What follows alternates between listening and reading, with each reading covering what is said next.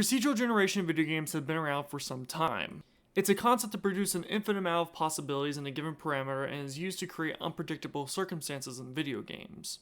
When I first discovered that this concept was used in classic Doom, my interest piqued. I had discovered this concept after exploring Doom World's top 10 infamous WAD list. Listed at the bottom was a program called Oblige, created by Dave Chess in 1998. It was able to produce deceivingly detailed levels out of thin air. Less skilled level designers flocked to Oblige to create levels and claim them as their own works. This prompted id Games Archive to ban Oblige-generated levels permanently.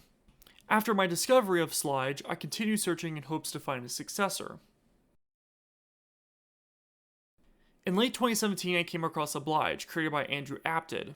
Just like Oblige, Oblige could create entire levels with scary amounts of detail. The project had been worked on for over 14 years and ended in 2017 after Andrew grew tired of the project. Version 7.70 was the final Oblige version to be released, and used shape grammars in order to generate its levels. Previous iterations would produce wildly different levels, with 6.20 being a standout for generating large rooms and complex layouts. The community for Oblige took a major role in shaping and supporting the project to the very end. This same community would later gather again to push Oblige even further and continue where Andrew left off.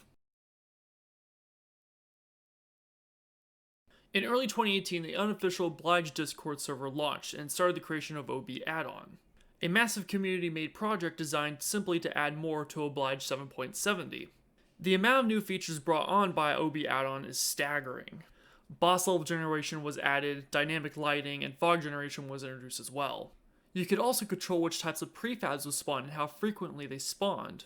You could create entire megawads that took place in either urban or nature-like settings, and so much more. Thanks to Discord, the community has only grown and made OB add-on better with each addition.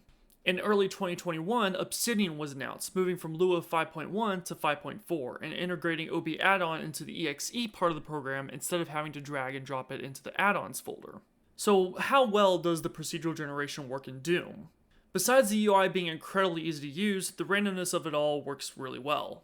This is thanks to Doom's gameplay loop, which is very simplistic, with the weapons and enemy variety adding the complexity during gunfights. With the occasional key or switch to hit to find the door, you're mostly running and gunning to the exit. This allows Oblige to focus strictly on level design and nothing else, and a lot of Doom's charm is how level design interacts with gameplay. Some of the greatest maps ever made take full advantage of elevation and distance, along with what enemies to use to force the player into uncomfortable situations.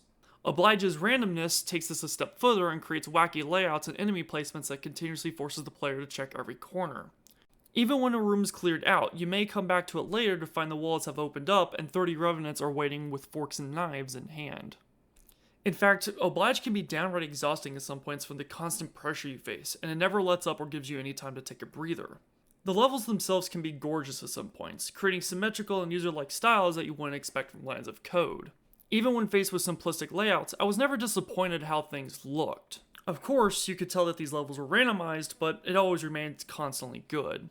My biggest problem with any user-made content is the lack of consistency. Levels can range from amazing to downright boring and bad, with the latter being more dominant.